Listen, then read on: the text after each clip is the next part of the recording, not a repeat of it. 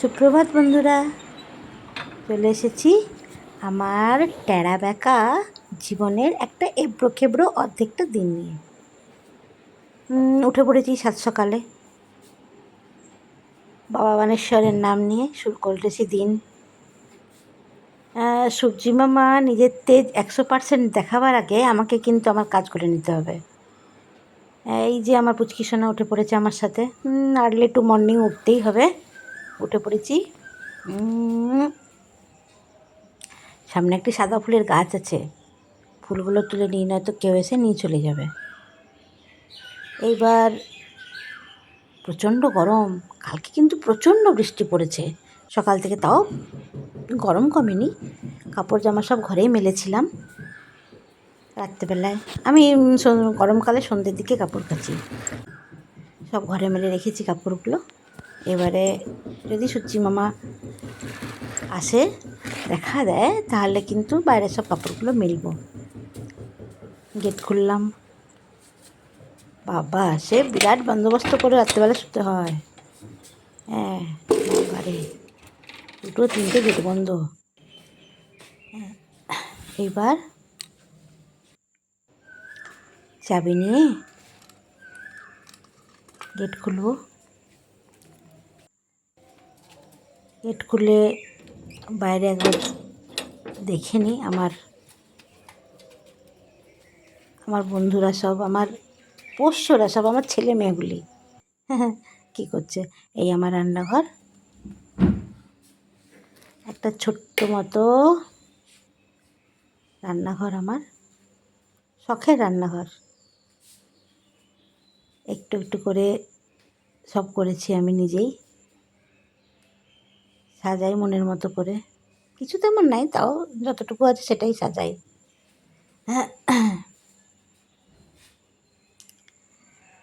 রাত্রেবেলাতেই বাসন টাসন ধুয়ে রাখি, আমার কাজের লোক নাই। রাত্রেবেলাতেই বাসন ধুয়ে রাখি সব, সকালবেলা আবার গোছাগুছি করি সব।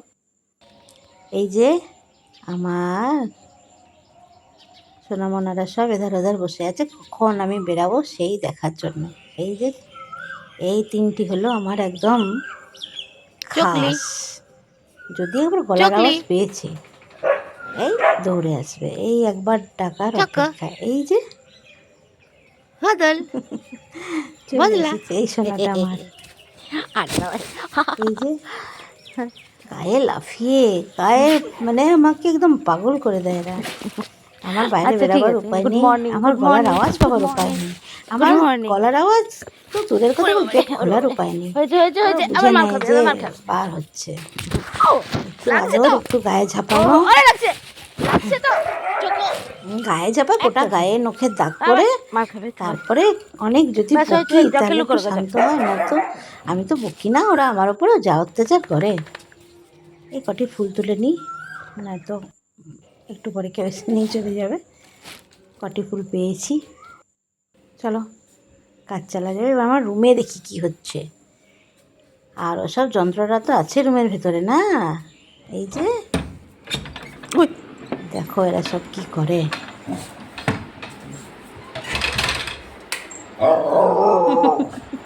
এই যে আমার সব থেকে ছোট্ট সোনাটি, আমার খাটটি ভেঙে গেছে, করে দেবে। এই হলো আমার কাজগুলো করে দেবে পুতকুরানি, মিনি রানী। মার কাজগুলো তুমি করে দিবে। বেলাতে পালিয়ে যায়। তুমি সকাল থেকে ভোর থেকে উঠে তুমি শুয়ে আছো, মাকে দেখতে ইচ্ছায় আসে, আবার টুট করে পালিয়ে যায়। আবার যখন খুব ঘুম পায় বা থকে যায়, তখন এসে আলমারির মাথায় বিছানা করা আছে, সেখানে শুয়ে পড়ে। বেলু বেলু যাবে, অনেক বুঝাচ্ছি বাইরে যেও না, বাইরে যেও না, শোনে না কথা।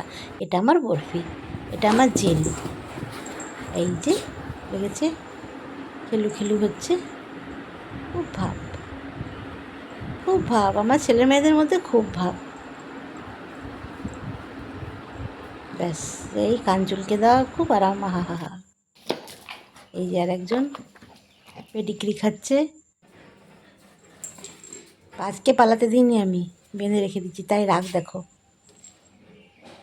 দাদার চটি ছিঁড়ছে, আজ বেড়াতে দিইনি, কারণ কালকে খুব বৃষ্টি পড়েছে তো, ওই জন্য আমি আজ বেড়াতে দিইনি। দাদার গাড়ির ওপরে বসে আছে, দেখি তো বাবা কোন দিক দিয়ে পালানো যায়।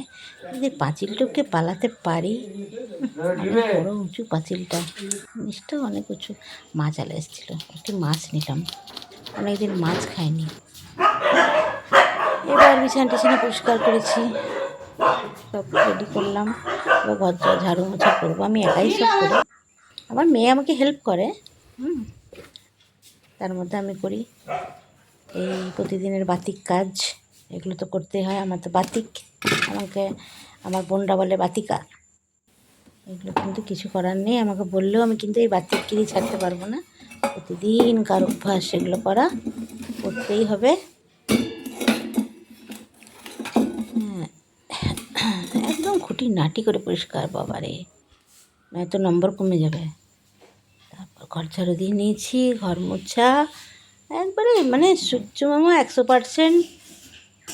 রাগ বার করার আগে কিন্তু আমাকে আমার ঠান্ডা রুমটাতে ঢুকে যেতে হবে সব কাজ শেষ করে। এইরকম টার্গেট নিয়ে সকালবেলা নেমে পড়ি মাঠে। হ্যাঁ, এইবার ঘর তো মোছামুছি হয়ে গেল, মোটামুটি প্রায় হয়ে এসেছে। এবার কর্তাবাবু এসেছেন, চা করে দিতে হবে। সকালবেলায় এক কাপ চা খেয়েই বাইরে বার সারাদিন তো বাইরেই থাকে, ওই এক কাপ চাটি ঘরে খায়, তাই একটু বেশ থেতো টেতো করে দিতে হয়, আদা ফাদা একদম থেতো করে। হ্যাঁ,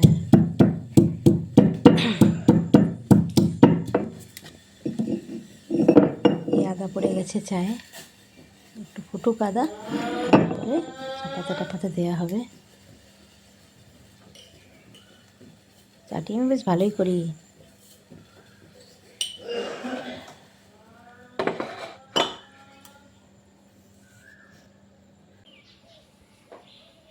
বারান্দাটা বাকি আছে, বারান্দাটা মুছে নিই। হ্যাঁ, নয়তো এখনই আমার কর্তামশাই পুজো সেরে উপর থেকে নামবেন, ধুনো নিয়ে এখনই গোটা ঘরটা মানে পায়ে কেচকেচি করে দেবে। এদিকে মনে হচ্ছে চা হয়ে গেছে। হ্যাঁ, চা হয়ে গেছে, চা দিয়ে দিই।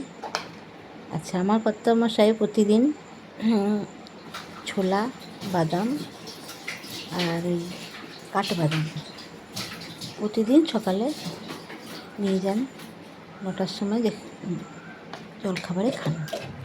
আমরা রাত্রেবেলায় মা মেয়ের মধ্যে কেউ একজন ভিজিয়ে রাখি, সকালবেলা অন্য প্রতিদিনকার অভ্যাস নিয়ে যায়। যেদিন কেউ ভুলে যায়, আমরা মানে হয়তো কোনো কারণে ভুলে যাই, আমাদের নিজেদের খুব খারাপ লাগে। রেডি হয়ে গেছেন, কাজে বার হবেন। আমি বলি যে হেলমেটটা ঝেড়ে পড়বে, কারণ বলা তো যায় না হেলমেটের মধ্যে কিছু, বর্ষাকাল তো। হেলমেট ঝেড়ে টেড়ে নিয়ে রেডি, কর্তামশাই ডিউটি যাবেন। আমারও কাজ মোটামুটি হয়ে গেছে, সব রেডি হয়ে গেছে। ওই যেমন এই গেটের ফাঁক দিয়ে দেখে নিয়েছে বাবাকে। এইবার বাবার পিছনে পিছনে যাবে দোকানে, সেখানে গিয়ে বিস্কুট খাবে। প্রতিদিনের এটা কাজ। এই চলে গেল বাবার সাথে। এবার আমি আমার বাচ্চাদের জন্য ভাত বসাচ্ছি। 3.5 কেজি চালের ভাত হয় প্রতিদিন আমার বাচ্চাদের জন্য। আমার বাড়িতে আছে 7টি, আমার ফার্মে আছে 8টি, আর বাইরে যেগুলো দেখালাম ওরাও 6-7 জন তো আছে। 3.5 কেজি চালের ভাত প্রতিদিন হয়, আর সবজি দিয়ে একটি ঝোল হয়, আর সেদ্ধ করে দিই। জীব সেবাতেই তো শিব সেবা, তাই যতটুকু পারি করি।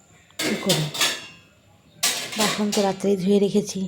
খুব আমি কাজের, ভীষণ কাজের, নিজের কাজের না, সব বাসন সব রাত্রে ধুয়ে রাখি। সূর্য মামার সাথে কম্পিটিশান তো হয়, সূর্য মামা আগে উঠবে, তার আগে আমাকে ঠান্ডা রুমে ঢুকে যেতে হবে।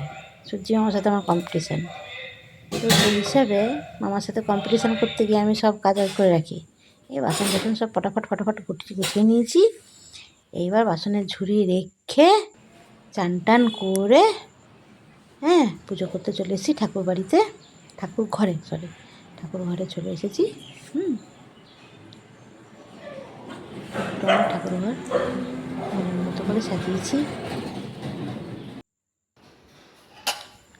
ঠাকুর ঘরে আমার একটি আলাদা বেসিন আছে ঠাকুরের জন্য, এখন আমি শুধু ঠাকুরেরই বাসন ধুই। এইখানে যদি কল খোলার আওয়াজ পেয়েছি, আমি কিন্তু একদম চিৎকার করে বাড়ি মাথায় করে রাখি, আমার ঠাকুরের বেসিনে কেউ হাত দিবি না।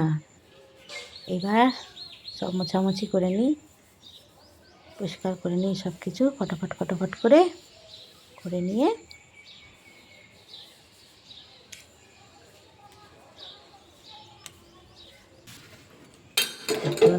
ঠাকুরের ঘর মুছে বাসনগুলো ধুয়ে এবার আমি পুজোতে বসবো। আমার ঠাকুরের সেবা করতে খুব ভালো লাগে। বরাবর আমি ছোটো থেকেই মানে পুজো পাঠে আমার খুবই ছিল। বরাবর ছোটোবেলা থেকেই আমি অনেক ছোটো থেকে সোমবার করতাম। আমার মা আমার জন্য মানসিক করেছিল, আমি অনেক ছোটো থেকে নীলের উপাস করি। আমার মা আমার জন্য মানসিক করেছিলেন, তো আমার অভ্যাস ছোটো থেকেই অভ্যাস পুজো পাঠ করা। আমার গোপাল আছে, আমি শিব ভক্ত। এই যে চলে এসেছি, সব বাসন টাসন ধুয়ে চলে এসেছি, বসে পড়ছি আসন পেতে বাবা বানেশ্বরের কাছে, মহাদেবের কাছে, বুড়া শিবের কাছে। এই যে ঠাকুর আমার নন্দী মহারাজ।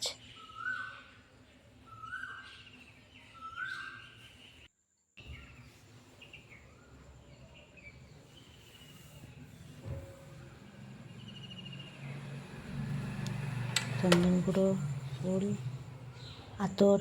আতরটা আমার শেষ হয়ে গেছে, এত আতর দিই। এই যে গোপাল আমার ঘুমাচ্ছে।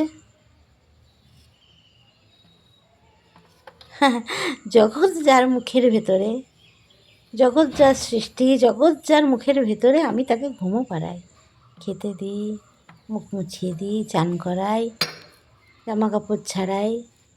দুঃখ হলে সব বলি, সুখও বলি, আনন্দতেও বলি। একটু কিছু কষ্ট পেলেই বুক ফাটিয়ে আমার গোপালের কাছে, আমার বাবা বানেশ্বরের কাছেই কাঁদি আমি।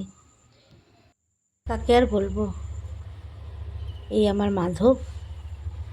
অনেক দিনের শখ ছিল একটা মাধব নিয়ে এসেছি আমি। রাধা মাধবের ইচ্ছা ছিল, কিন্তু আমি যদি রাধা মাধবের যত্ন করতে না পারি, সেই জন্য আমি শুধু মাধবকে এনেছি। গোপাল আমার অনেক দিনের, আমার গোপাল আমার 25 বছরের পুরনো গোপাল। আর ওই যে শিব মহাদেবদের দেখলেন শিবলিঙ্গগুলি, ওগুলি আমার শাশুড়ির প্রায় 90 বছর পুরনো তো নিশ্চয়ই। আমি ওগুলোকে নিয়ে আসি, অন্য বাড়িতে ছিল, সেখান থেকে আমি নিয়ে এসে আমি নিজের বাড়িতে, আমি নিজের ঠাকুর ঘরে রেখে আমি পুজো করি। আমি খুব স্বপ্ন দেখতাম ঠাকুরের, উনি ওখানে বন্ধ আছেন, তখন আমি ওই বাড়ি থেকে নিয়ে এসে নিজের কাছে রেখে পুজো করি। যতটা পারি, যতটুকু নিজের সম্ভব আমি করি, যতটুকু শরীর সাথ দেয় আমি সেবা করি ঠাকুরের।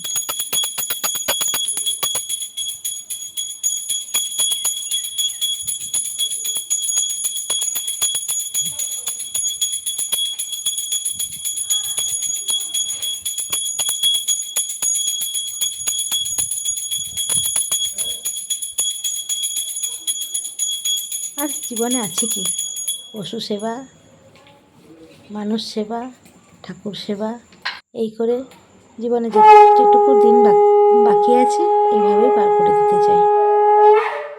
চলো, আমার ঈশ্বর সেবা হয়ে গেছে।